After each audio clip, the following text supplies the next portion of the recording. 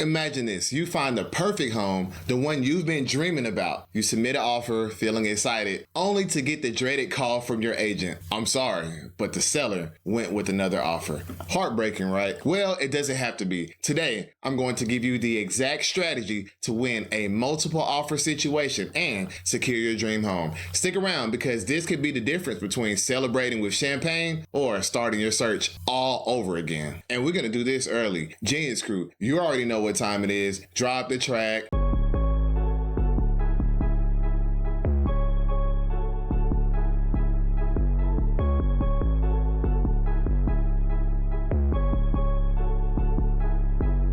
Welcome back, welcome back. The real estate market is competitive, especially in high demand areas. Homes are selling really fast, even in today's market, well, the best homes, and bidding wars are the new normal. If you're tired of losing out on homes, you need to play smarter, not just bid higher. There are specific strategic moves that you can make to make your offer stand out without necessarily throwing more money at it. And I'm breaking down every single one of them, so let's get into it. All right, so you found the home that you love and you know multiple offers are coming in. What do? Let's go step by step on how to craft a winning offer in today's market. And really quick before we get started, I know a lot of you are like, I thought you said that homes are sitting on the market longer. Yes, that is true in the 2025 housing market. However, the best homes are always going to sell really, really fast. And do you want something that's a leftover home or do you want the best home? So that's why you got to keep watching. I'm gonna show you how to get the best home right now. Now, this first tip that I have for you is actually going to suck because no one wants to go without this. But tip number one for winning a multiple offer situation is don't ask for closing costs. Listen, I know you want as much money from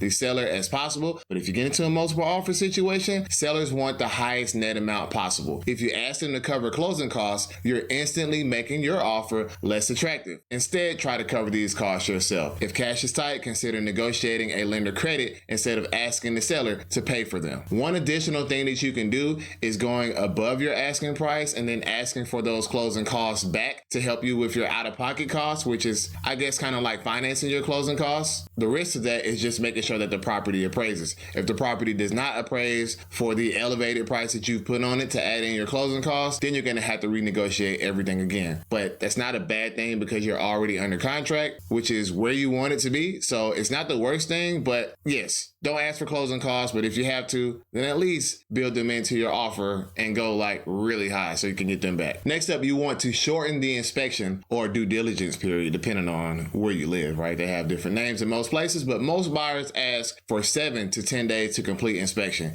You don't need that long. But if you can shorten that time frame to 3 to 5 days, it shows the seller that you're serious and won't drag things out. Just make sure that you have an inspector lined up and ready to go as soon as your offer is accepted. I mean, 3 days is enough time to get your inspector out there, get the report back, actually review it, and then decide if you want repairs. Or you could waive an inspection period altogether, but just put a clause in the contract that you have the right to request repairs. And the way you'll write up that clause is like, if the repairs are not accepted, then you can still terminate, but at least you didn't have that due diligence period, which makes your offer, of course, more attractive. After that, you should consider tightening up the financing contingency. Typically, most buyers ask for around 21 days for loan approval, but that's way too long in a hot market, or not necessarily a hot market, but with a hot property. Aim for 10 to 14 days instead. How? By getting fully approved and underwritten before making an offer. That means your lender has already reviewed your documents and all you need is an appraisal to finalize the loan. You should be doing this anyway. Like, you should not have to wait until a multiple offer situation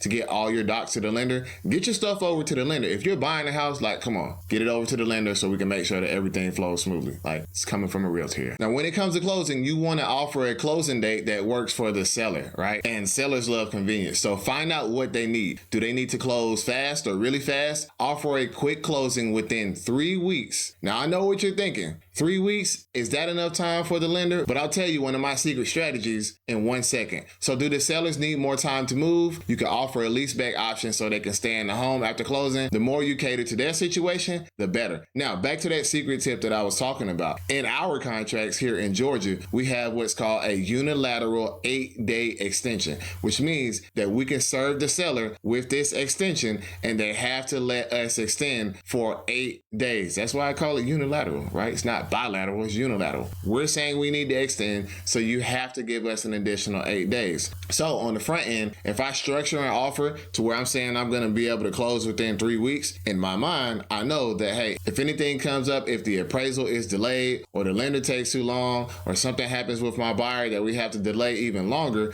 right? I can always come back and extend 8 days. And 21 plus 8, come on, math folks, what does that equal? 29 days, which is almost a full month. If you can't close a loan within a month, then you got some other issues, and you're probably not going to get that house, or I don't know, maybe any house if you're moving that slow. Now, I know a lot of first-time home buyers are going to have a problem with this tip, and we've seen it, but the next one is accept the property as is. This one is tricky, but it can be a game changer. Instead of asking for repairs, accept the home as is. You can still do an inspection and back out if major issues arise, but this tells the seller you won't nickel and dime them over minor fixes. And also another little quote unquote, I don't want to say dirty, but another trick that I've used before is like, I'll tell the seller that I'm going to accept the property as is, and then when the inspection comes back, I still ask for repairs, right? At least you have the document to back it up and say, well, hey, I was accepting it as is at the time, but I didn't know about this. It's not wrong to use that trick, but it's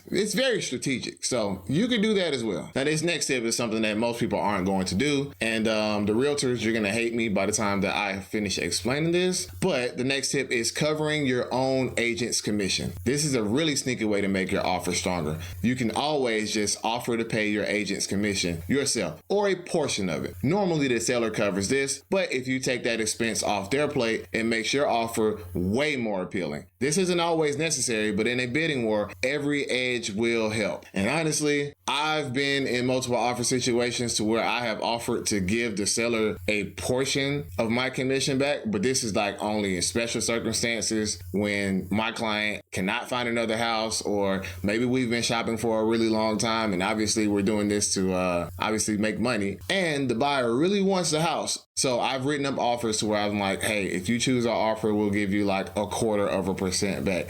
I would not recommend asking your agent to do this. I would kind of like jokingly throw out there like, hey, what if, I don't know, you gave back some of your commission? Would that help? And see what they say. But don't do that with me, because my money is my money and I earned it. No, but seriously though, that is something that you can do to make your offer more attractive. And if your agent sells a lot of homes, then it probably won't make the biggest difference for them. They will be unhappy about it. But at the same time, if you're getting the home that you want and it's like the perfect home for you, then hey, you got to do what you got to do. I think this part is just really just common sense. And the next thing that you can do is increase your offer price. Like, okay, let's talk money. Sometimes the best way to win is simply offering more. But don't just throw out a random high number. Work with your agent to analyze comparable sales and determine how much the home is really worth. You want to go high enough to win, but not so high that you overpay. And if you go too high and you're using like a FHA loan, you're going to have an appraisal. And that appraisal is going to knock the price right back down, which is something that an experienced agent will see.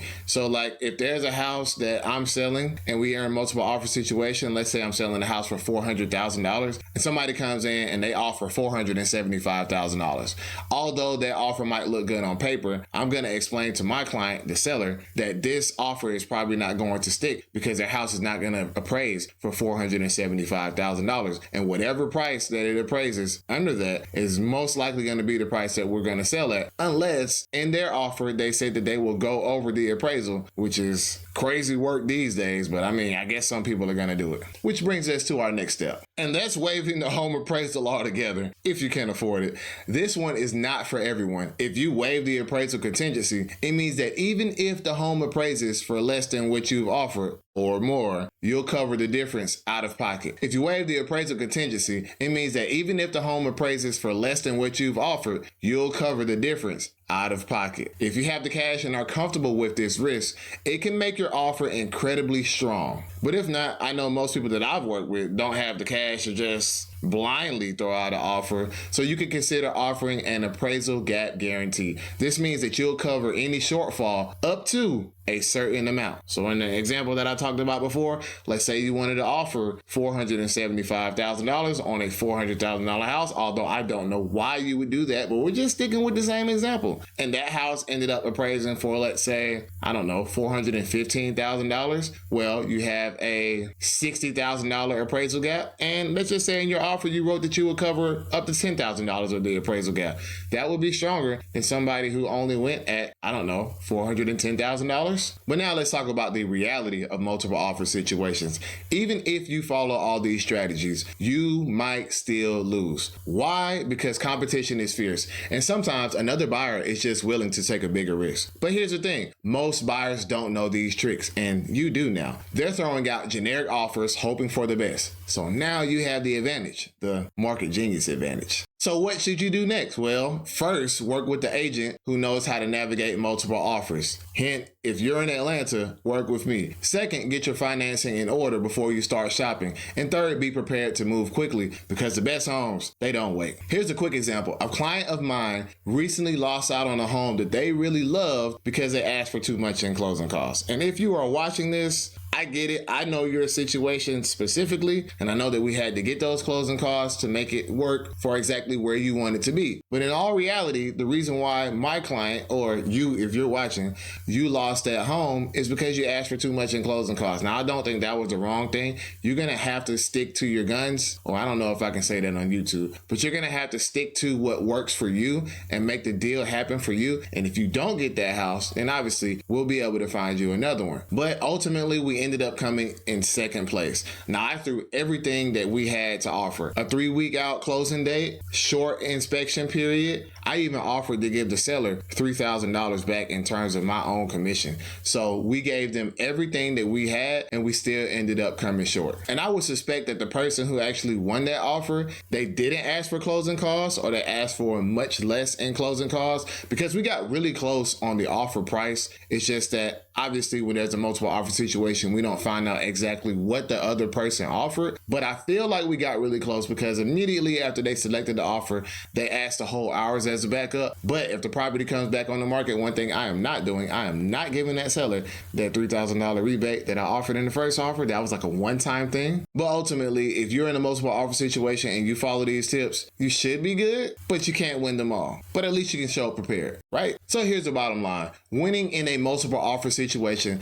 isn't just about offering the most money. It's about making your offer irresistible. By removing uncertainties for the seller and making the transaction as smooth as possible, you put yourself in the best position to win. So let's recap all the strategies that we covered today in today's video so you just don't forget, right? Let's be ready to go. Don't ask for closing costs. Shorten your inspection period. Tighten your financing contingency. Offer a closing date that works for the seller. Accept the home as is. Cover your agent's commission if needed. Increase your offer price strategically, and consider waiving the appraisal, but only if you can afford it. Multiple offers are tough, but now you're armed with the knowledge to beat the competition. Use these strategies and you'll be moving in your dream home sooner than you think, and laughing at everybody else who lost out. I don't know. If you overpaid, maybe they'll be laughing at you. And of course, if you want more insider real estate tips, click on the next video popping up on your screen. I don't know which side it's on, this side or this side. Click on the next video, watch it, and learn more about real estate right now. I'm the Market Genius. Deal closed.